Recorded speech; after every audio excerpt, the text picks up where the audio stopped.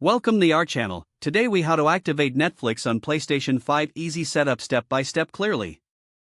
To activate Netflix on your PlayStation 5, start by powering on your console. Ensure that your PlayStation 5 is connected to the internet. Open the PlayStation 5 home screen. Navigate to the PlayStation Store using the menu. In the search bar, type Netflix. Select the Netflix app from the search results. Click on the download button to install the app. Wait for the installation to complete.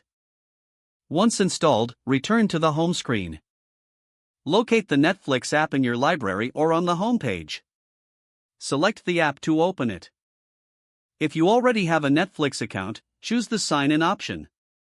Enter your email address and password associated with your Netflix account. If you do not have an account, select the option to create a new account. Follow the on-screen prompts to set up your new account. After signing in, you will see the Netflix homepage. Browse or search for the content you want to watch. Select a show or movie to start streaming. Enjoy your viewing experience on Netflix through your PlayStation 5. If the page does not load, refresh the browser or try again in a private or incognito window. Make sure you are using the correct email address, then retype it carefully to avoid small typos. If your password is not accepted, use the reset option and create a new strong password you can remember.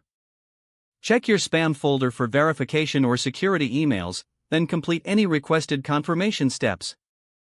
Enable two-factor authentication if available to improve account security and reduce unauthorized access risk. After signing in, review your profile details so your contact information and settings are accurate and current.